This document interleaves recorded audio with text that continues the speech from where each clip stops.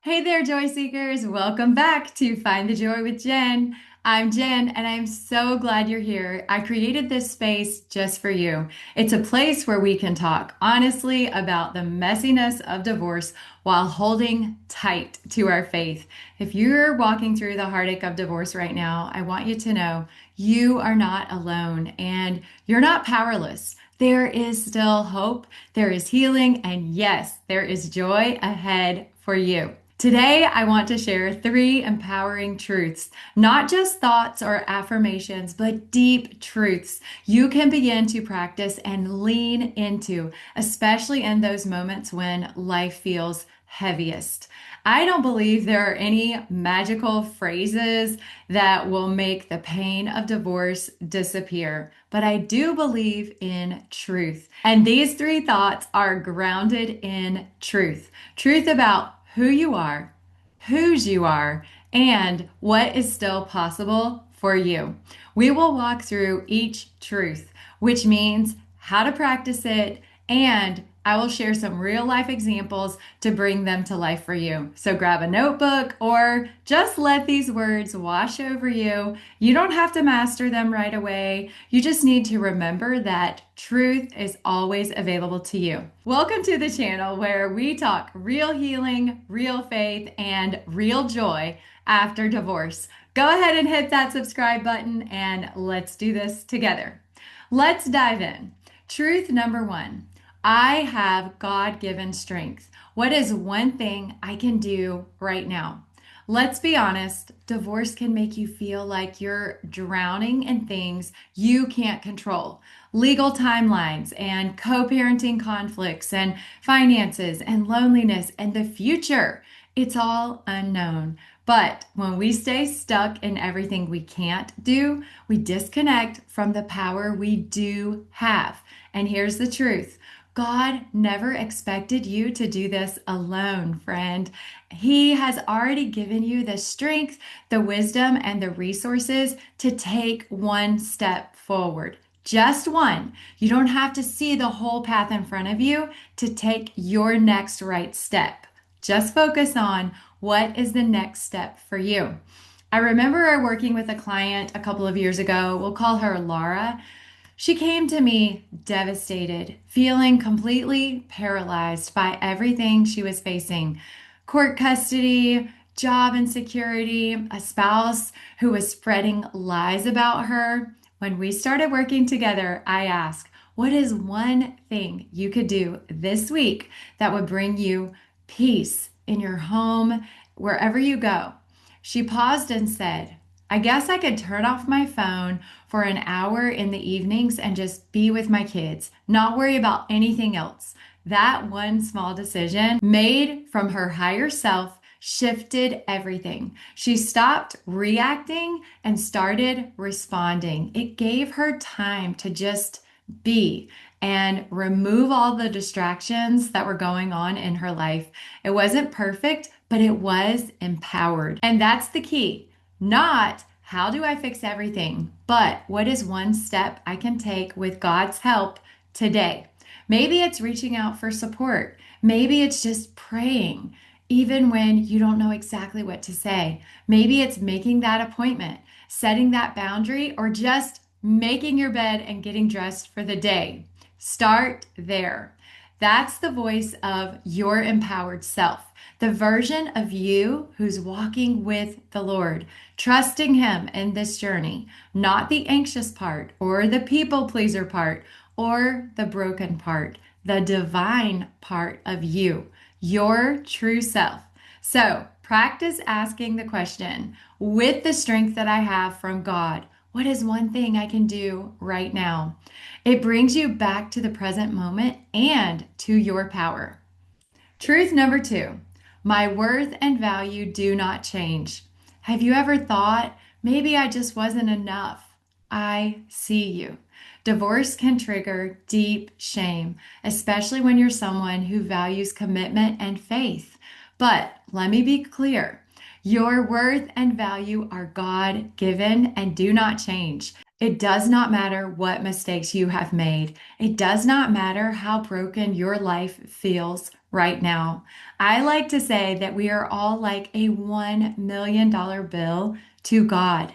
Nothing we can do will change that.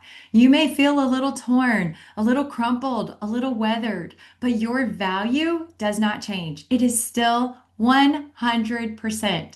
Your worth was set by your Creator, and it is eternal and it is complete. I had another client, Sarah, who had been a stay at home mom for 18 years. After her divorce, she said, I don't even know who I am anymore.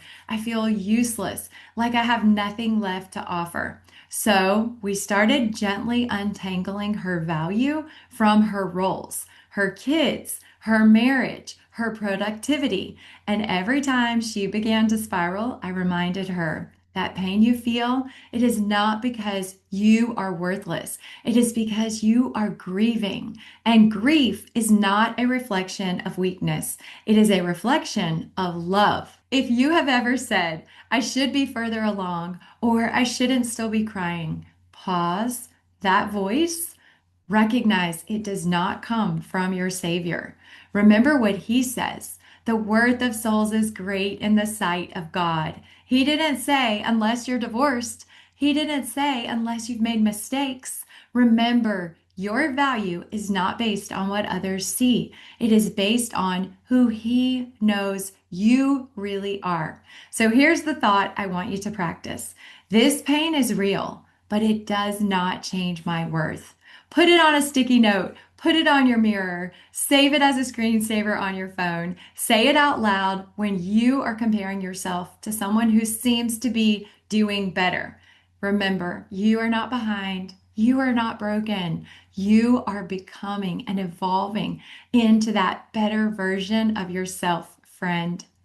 Truth number 3, if love is an option, and it always is, do I want to choose it here? I love this thought so much. It is something I learned from one of my mentors, Brooke Castillo. Let's discuss this one because it's often misunderstood. Choosing love does not mean you invite toxic people back into your life. It doesn't mean pretending the hurt didn't happen. It means choosing a posture of peace for yourself.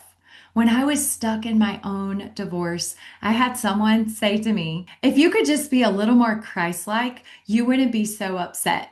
Let me just say, I had to take a deep breath and walk away from that one. Here's what I have learned. You get to decide when and how you choose love. And sometimes love looks like hard boundaries. Sometimes it looks like silence. And sometimes it looks like just walking away. But other times, love can be your own healing balm. It's the decision to release bitterness, not because they deserve it, but because you do, friend. A client of mine, James, was dealing with ongoing manipulation from his former spouse. She would bait him with texts and then stir up the kids by getting them involved and then accuse him of being too emotional. When we talked about love as a choice, he said, Jen, I just can't love her anymore. And I told him, you don't have to, but you can love yourself enough to stop reacting to her drama. You can choose peace over war, and that's still choosing love. Love is an emotion that you generate with your thoughts and your feelings in your body. It is not about approval. It is about alignment with who you want to be. So here's the practice thought. I get to choose love, and that choice sets me free. How do I want to choose love today? Let it be your superpower, friend, not your shame. So let's just take a breath together and think about these truths. They're not just feel-good phrases. They are anchors. They are a light in the heaviness of the storm that you're weathering. They're reminders that no matter what is happening around you, you still have power. You have God-given strength. You have unshakable worth. And you have the option to choose love, peace, and healing.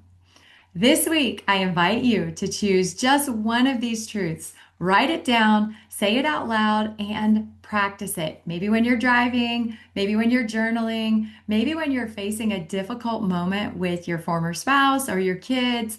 Let it recenter you. And hey, if one of these truths really landed for you, come tell me on Instagram or in our Facebook community. I love hearing your stories. Tag me at Find the Joy with Jenn. And if one of these truths spoke to your soul today, give this video a thumbs up. It helps others find this message too. And drop a comment and let me know, which of the three truths do you need to practice most right now to move towards healing in your divorce journey? I'd love to hear more about your story. Until next time, Joy Seekers, keep showing up, keep choosing truth, and keep finding the joy, friend. It is there if you choose to find it. Thanks so much for joining me today. Bye, y'all.